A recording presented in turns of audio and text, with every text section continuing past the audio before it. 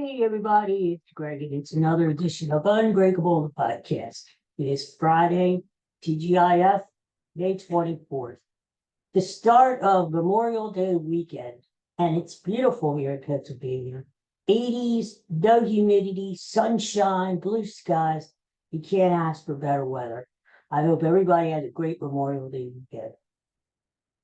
So, I decided this podcast, we're only going to talk about the Phillies. Phillies, Phillies, Phillies. So if you don't like the Phillies, you don't like baseball, you don't like the Phillies, tune in, stay with me anyway, because you never know what'll happen. Coco may come in, Katie may come in, you never know. You never know. So, anyway, but, we want to talk Phillies. Before I do, I got to show you this. I've got to. Patron saint of this fine podcast.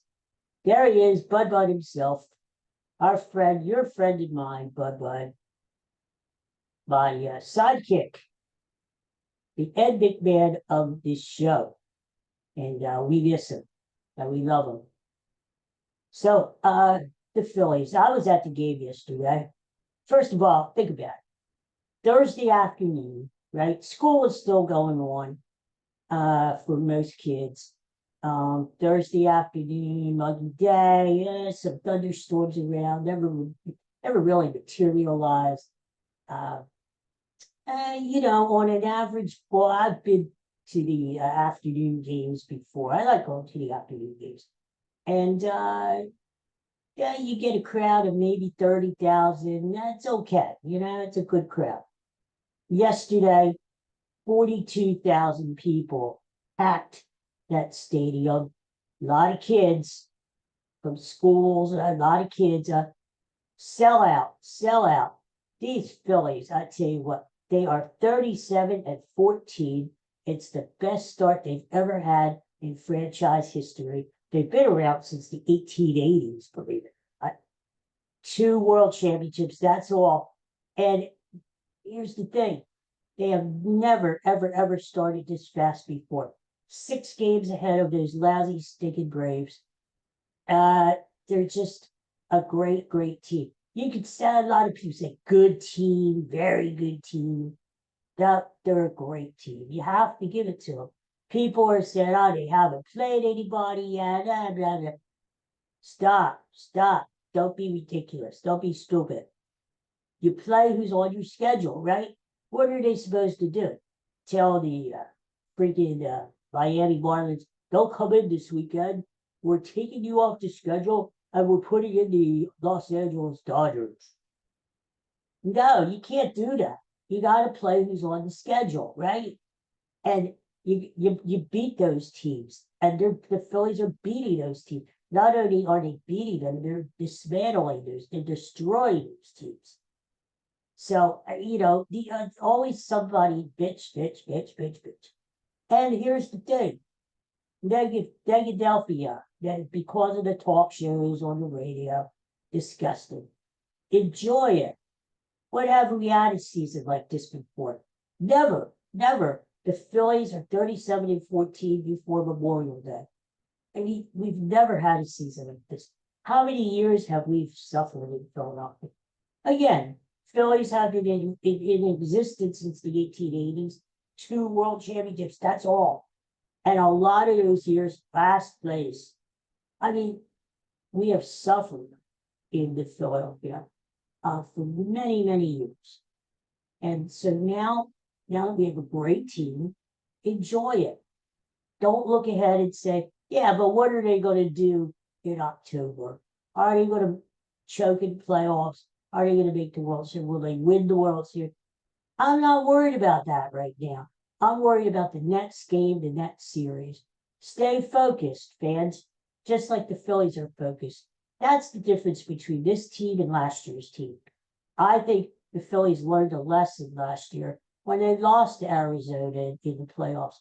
All the Phillies had to do was win 1 of 2 home games over the Diamondbacks, and they would have gotten into the World Series and played the Texas Rangers. And as we saw yesterday, Phillies swept the Rangers. Could have been a world championship. but that's water over the bridge. But I think the Phillies learned a lesson. Don't take stuff for granted. Just you've got to get out there and play the game one game at a time. I really think the Phillies became confident last year. They came home. They know with their great home record and the fans, they only had to win one game.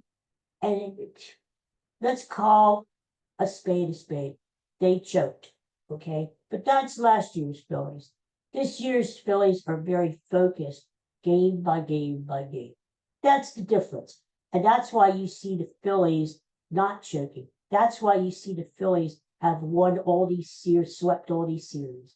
That's why you see that out of 15 series, the Phillies have won the first game in every series, all but one. 14 out of 15. You win the first game of the series, you have a hell of a chance to win the entire series, right? And that's what it's all about, winning series. You stockpile the wins, or if the times may not be good later on. And we know the Phillies probably aren't going to sustain this level of winning. I mean, probably not. They have a tough schedule later in the year. August, for example, they don't have that many home games. They go on the road on one trip. They go to Seattle, who are playing really good ball. And that's the longest trip in the major leagues out to Seattle. And then they play the Dodgers out there. And then they play, I don't know, some other team out there. Whatever. The point is this. You stockpile the wins now because when the tough times come later, you have a little bit of a cushion, right? You get ahead of the Braves. They're 6 games up. Okay, maybe you fall back a little. You're still ahead of the Braves. To me, I know Phillies make the playoffs like they've done in the past. As long as you get in, that's what matters. Right. I would love to see the Phillies win the division for one year. Break the Braves' 7-year streak of winning divisions. It gives the Phillies the Phillies are they got to show who's boss in this division, right? And in the National League, Phillies have the best record in baseball, let alone the National League. They would have home if the playoffs started today, they'd have home field advantage throughout the playoffs, even into the World Series. So to me, it's important. It's important to put another banner up in center field. NL East champs 2024. That's important. It's important to kick ass. Atlanta, stop with the Braves. Stop. They've dominated too long. The Braves aren't what they used to be. They're a good team, not a great team.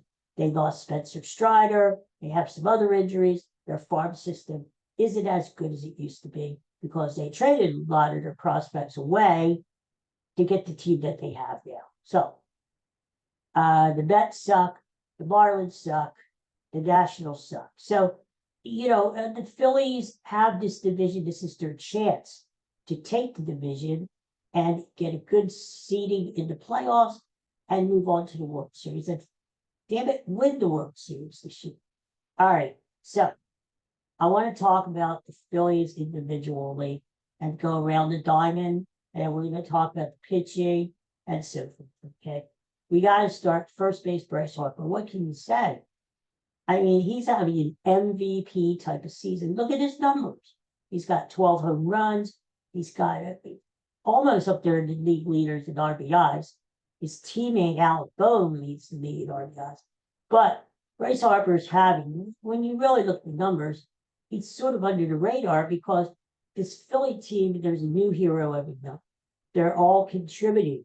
That's what's great about this team. It's not just one person doing it. It's the whole team. Think about it. Trey Turner has been out of the lineup for several weeks now, and the Phillies are 27-3 without him. I mean, it's ridiculous. To the point. It's if you lose one guy, other guys are stepping up to fill it. Bryce Harper, he's the face of the franchise. Everything changed when Bryce Harper signed the contract and came on board. Hello there, Coco. That's it. There it is. Everything changed. The Phillies needed a superstar. They got a superstar. The Phillies needed more power in the stadium they play in. They got more power. They've got a guy who's really committed to Philadelphia. He wears the freaking fanatic on his headband, sneakers, baseball cleats. This guy is really, really devoted to the fans, devoted to Philadelphia. He's played a great first base. He's hitting the ball. Don't forget, this time last year, Bryce Harper was just coming off of a big injury, Tommy John surgery. Now, I appreciate this guy while he's in his prime. That's what I used to say about Mike Schmidt growing up. Hey, you gotta appreciate this guy. And because he's not gonna be around forever. And true enough, there came a day, as there will be with Bryce Harper, that Mike Schmidt retired. And we no longer saw the great Mike Schmidt.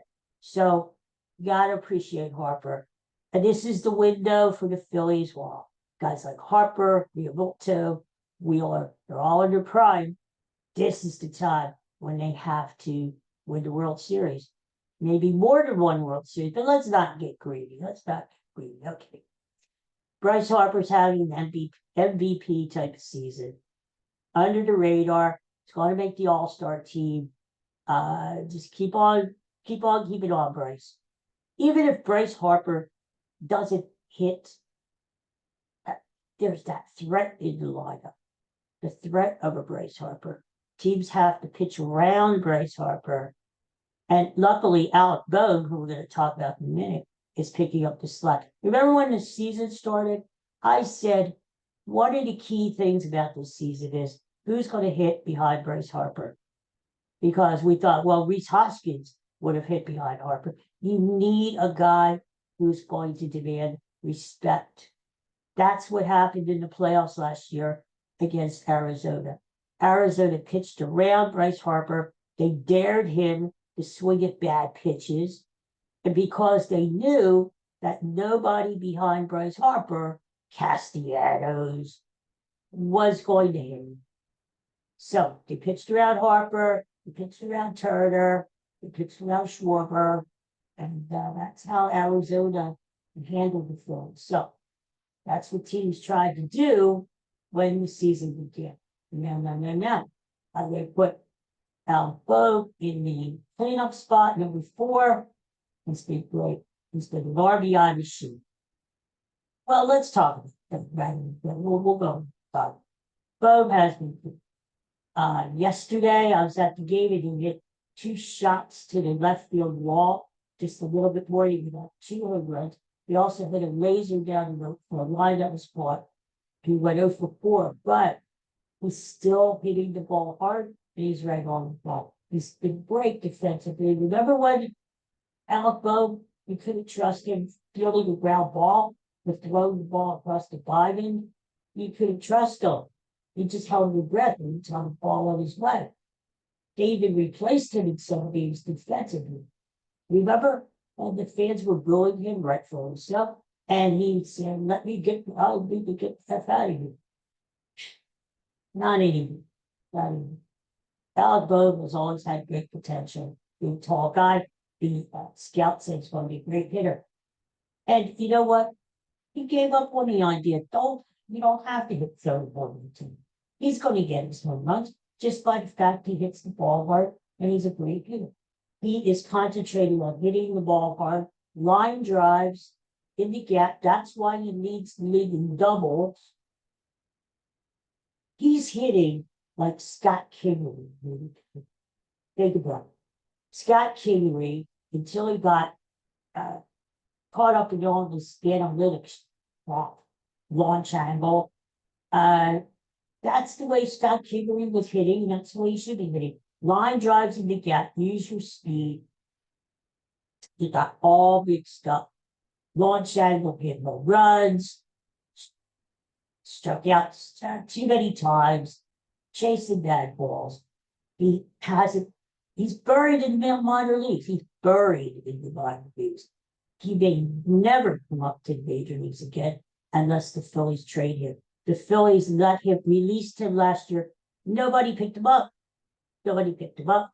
He he got to the Phillies, agreed to play for the High Valley.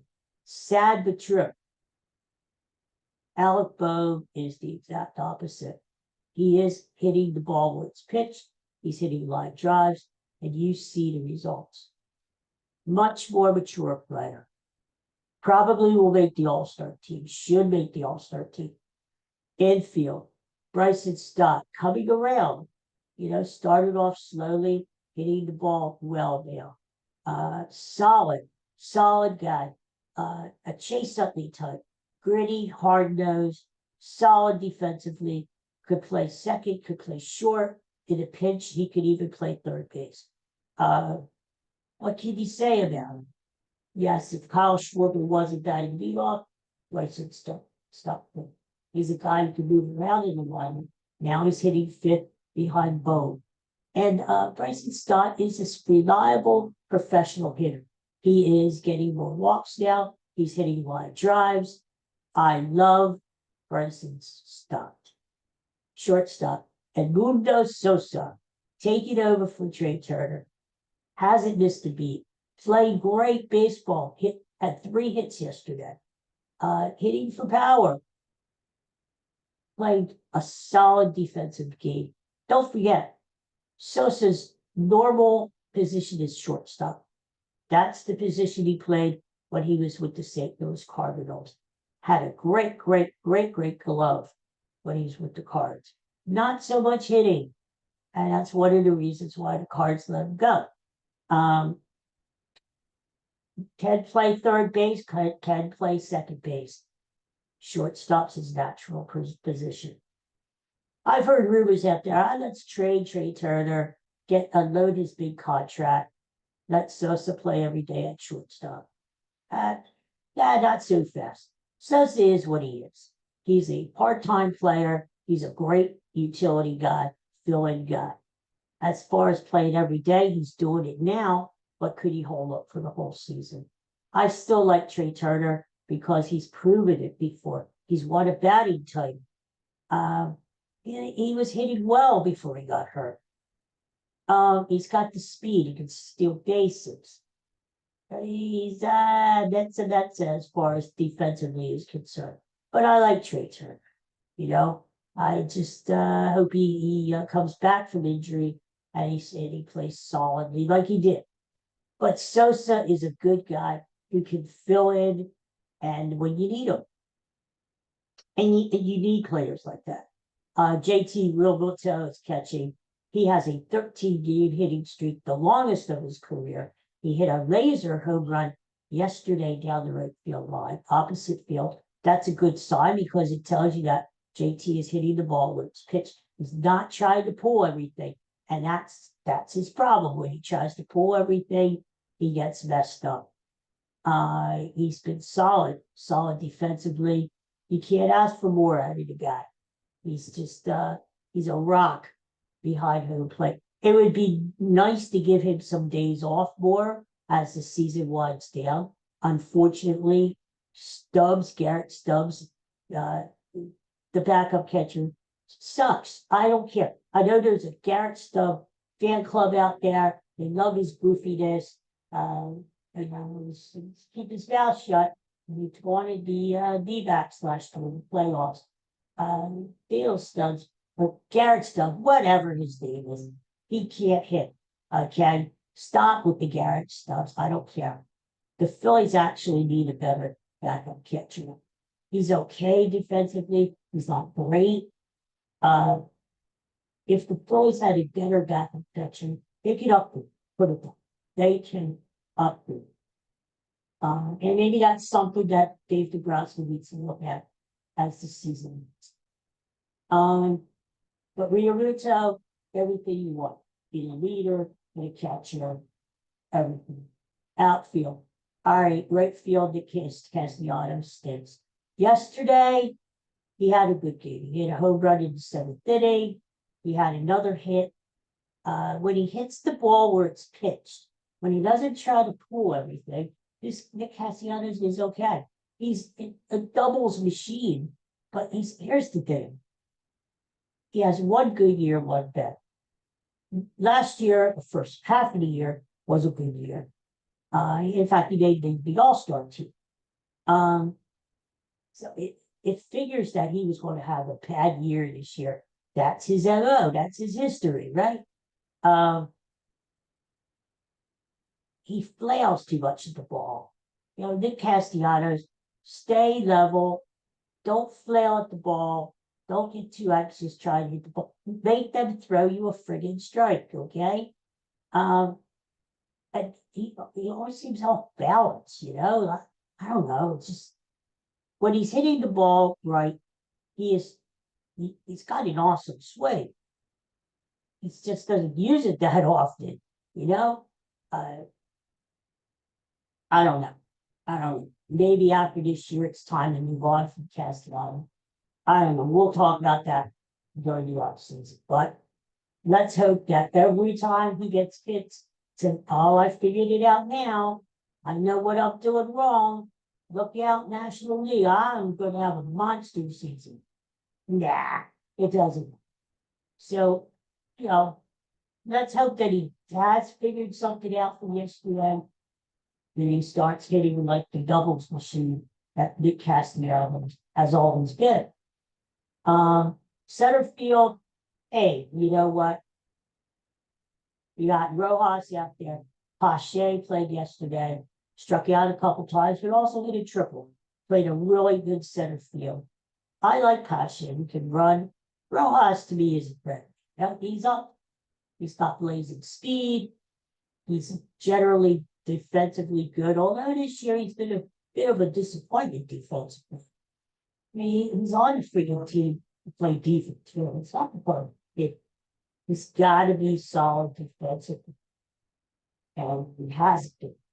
I don't mind the team giving Pache uh, more time. You know, all the center field stuff is going to be moot point in about another year or two. Justin Crawford was the number one draft pick 2 years ago. He will be up. He's going to be next new leadoff hitter. He's going to be your center fielder for years to come.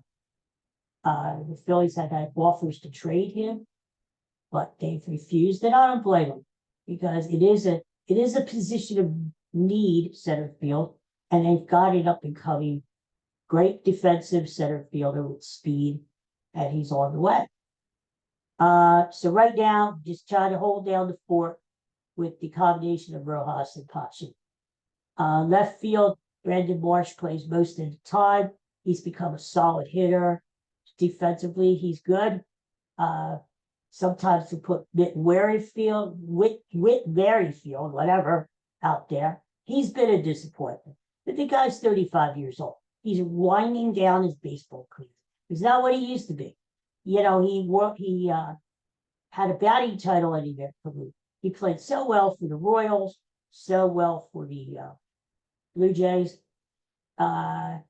You can tell the guy he's not what he used to be. But the Phillies were hoping anyway that he would be a bat off the bench. He'd be a plugging guy. Like, you know, guy gets hurt, to plug him in. You don't worry about it, right? He's been disappointing. But let's hope he finds the fountain of youth in the second half of the season, right? So that's the regular lineup. What can you say about the starters? They're just great. Zach Wheeler won again yesterday. He's 6-3 now. Throwing the hell out of the ball. Ranger Suarez, 9-0. ERA around 1.5. You know, he's the first National League pitcher to go to start the season 9-0 with an ERA lower than 1.5 since 1966. You know who did it back then? Not Sandy Koufax, Juan Marichal, the great right-hander of the San Francisco Giants. I remember Juan Marichal very well. High leg kick there. All of the pitcher.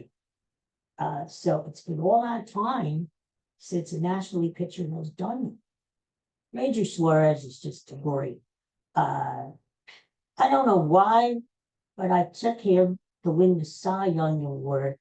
Believe it or not, I put a few shekels on him before the season to get I just thought he was going to have a good year. I didn't expect this. So hopefully that holds up. But it's nice to see that two of the top three guys in right now, the favorites to win the Cy Young are Zach Wheeler and Ranger Suarez with the Phillies. Both should be all-stars. Aaron Nola's not pitching bad. Christopher Sanchez is a serviceable fourth guy. And, the Phillies starting staff, you can't complain about them. They're pitching 6-7 innings almost every game. It's even come to the point where the bullpen needs work. And Rob Thompson is complaining that the bullpen needs work. There are guys out there who haven't pitched for 3 or 5 days, right? Don't complain. Yeah, I'd never be satisfied. When too much the bullpen's overworked. End of the summer, the bullpen is, right? Now you've got the exact opposite. Yet people are complaining. Oh, they're not getting enough work. Well, come on. What do you want? Do you want a solid starting staff that's going to give you like 7 innings every day? Or do you want a bullpen that's going to be overworked? Come on, you can't have it all, right? I'd take the solid starting staff. So bullpen's been okay. Jeff Hoffman has been great.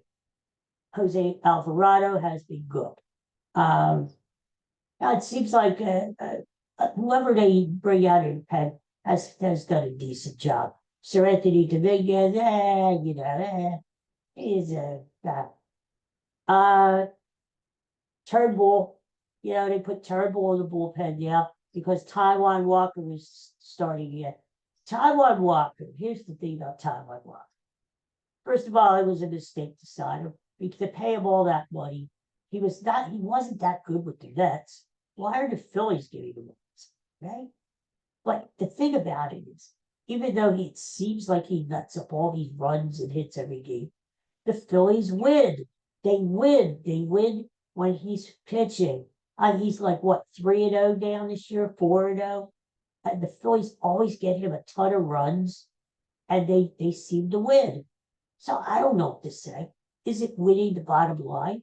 It is the bottom line. So Taijuan Walker may not be pretty the game that he pitches, but as long as he's a winner, you got to keep him around, right? That's the key thing about this Phillies team, which the 76ers should take a lesson from the Phillies. Build a winning culture. That is key. Because when Dave Dombrowski came here after the terrible, terrible, terrible job that Andy McFailure and Matt Klentak, that jerk, who doesn't know how to run a baseball team, after they really destroyed the Phillies, not only the major league team, but their minor leagues too. Dombrowski came here and he had a lot of work to do. And he's still trying to rebuild the minor leagues. They're a lot better than what they used to be, but it takes time.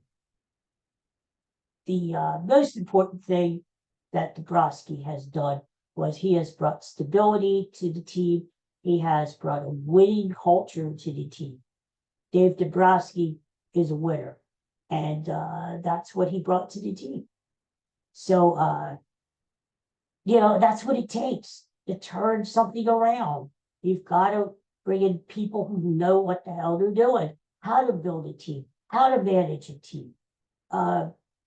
You got to get out from that losing culture. And sadly, the Sixers are stuck in a losing culture. They're never going to win. They're never going to win. Trust me. If they continue to have this losing culture and these losing general managers, and it's just not going to happen. I don't care if you have Joel Embiid. I don't care if you have a whole team full of Joel Embiids. You're not going to win a championship. You're just not. So that's the Phillies. 37-14. They're just blitzing through their season right now. They are playing out in Colorado this weekend. Colorado is a bad team. Even out there, the Phillies should prosper. At least take 2 out of 3. Next week, they go to play San Francisco out there. Now, San Francisco is another below average team. But it seems like the Phillies always have trouble out in San Francisco.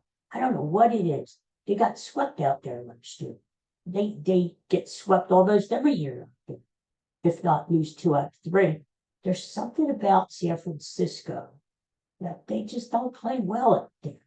I don't know if it's the weather or what it is, but so that's going to be an interesting series, because if the Phillies get through the weekend series in Colorado in good shape, they face the Giants for 3 games out there. Interesting to see what's going to happen. But hey, the Phils, when you look around baseball, there's a lot of mediocrity in baseball. Yeah, you don't have that many winning teams. So for the people who say to you, my friends, oh, but the Phillies haven't played anybody yet, like maybe a Mets fan or a Braves fan or a stinking Astros fan or Yankee fan, they say, oh, that's fine, they're out there doing good. But who have they played? They haven't played anybody. Other than telling them to go to hell, tell them that you play who's on your schedule. That's number one. You got to beat those teams too. That's number one. You got to tell those people too that the Phillies, it's not their fault. It's not their fault if much of Major League Baseball stinks right now. This is the way MLB wants it. Parity. Give everybody a chance. Everybody who gets into the playoffs, they have a chance, because other than a few dominant teams like the Phils, like the Yankees, like the Dodgers, the rest of baseball is pretty much average, pretty much milquetoast. So it's not the Phillies' fault that no matter who they play, they pretty much suck. Give the Phillies credit, just like I give the Yankees credit, for beating the teams they have to beat. And, the Braves just haven't done that. They have a good team, but they're not beating the teams they need to beat, like the Phillies are. Same with the Dodgers. The Dodgers are rolling through the West. We knew that. There's nobody out West that could challenge them. Padres, Giants, Diamondbacks, they're not going to challenge the Dodgers. Dodgers have too good of a team. But Dodgers are not playing as well as the Phillies. That's just the bottom line right now, It will be very interesting when they play the Phillies. I have a game in early July after the 4th where the Phillies are playing the Dodgers, and I'll be at the last game of the series. It's going to be interesting to see how the Phillies do. Our pitching against Ohtani, Freeman, and Betts. It's going to be interesting. And like I said, the Phillies go out to LA, beat all. So we'll see what happens. But not the Phillies' fault who they play. You play who's on the schedule, you beat who's on the schedule. And after sweeping Texas, who are reigning world champions and still aren't a bad team, they're not what they were last year. They don't have that hunger that they did last year. That's why it's so hard to repeat, my friends, in any kind of sport. You have to have the hunger and the drive to still want that championship. And it doesn't look like Texas is there. They don't have great competition in the American League West. Seattle's a good team, but the Astros, the A's, and the Angels, they're not good. So for the Rangers to be in second place, 3 or 4 games out, is that's their fault. Rangers may make the playoffs, don't get me wrong, but are they going anywhere? I don't think so. They're not that good, number one. And number two, they just don't seem like they have the same motivation and determination to win the world championship. But they are still an okay team. They're a good team. And after sweeping the Texas Rangers at home, you can always say to those doubters, those negative Nellies out there who are going to tell you, oh, the Phillies haven't played anybody. Good. Yes, they have. They just swept the Texas Rangers, okay? Jesus. Anyway, I had to talk Phillies today, honestly. It is electric down at the ballpark. For those people who were there yesterday or who were there during this homestand, you know what I'm talking about. The ballpark is electric. I have never heard it before. What player introductions, the people are going crazy and screaming. These guys are a cult hero. They're rock stars. That's what happened last year on photo night when they came out. The girls are screaming, the people are yelling at the rock stars. That's what's going to happen this photo night, which I happen to have tickets for. July 13th, it's a Saturday. If you don't have your tickets, get your tickets. I just found out photo night is that night. You get to meet the players. But they're playing the A's, by the way. The A's come back to Philadelphia. This is a fun team. They're a fun team to watch. They score a lot of runs. They demolish teams. They pitch. They are a fun team to watch baseball. Like yesterday, they get behind Texas. There's no worries. You've got it in your mind. This team's going to come back. They're going to come back. So what? They're down 1-0. So what? That's the way the Phillies are playing. With confidence. Confidence is big in anything you do, my friends. Whether it be playing baseball or whether it be being a construction worker or whatever. Confidence. You have to have confidence in yourself before other people have confidence in you. And the Phillies have confidence in themselves. They know, yes, Coco, they know that they are good and they know that they can win baseball games. And they are laser focused this year. They know not to take anything for granted and to take it game by game. And they're proving that, right? They're proving that for sure. All right, well, listen, everybody enjoy the Phils tonight. They're on late out in Colorado. They'll be on late couple nights in next week when they go out to San Francisco too. So enjoy late night Phillies baseball like I'm going to do. And enjoy your Memorial Day weekend. Beautiful. We're going to cook out. We're going to have hot dogs. Everything's good. It's a good time to be alive. Nice time to be alive. As summertime is nigh. Finally. Summertime is here. Think about it. The official start of summer is on our doorstep. All those winter cold days that we went through are gone. Summertime, a lot of partying ahead, going down the shore. Oh my God, a lot of good times. Concerts, outdoor concerts, ball games. And like I said, if you get tickets to go to the Phillies this summer, do it. Do it. It's a great time. Go out there and have a hot dog and a beer and enjoy yourself. And finally, hello, Coco. Don't let the negative people get you down. Go out and have a good time and savor this. Because I'll tell you one thing, my friends. If the Mets had the record of the Phillies right now and were dominating baseball, don't you think those fans up there would be crowing? They'd be all cocky. They'd be like, Phillies suck, blah, blah, blah, blah. I'm not telling you to do that. What I'm telling you to do is enjoy this because it's not going to last forever.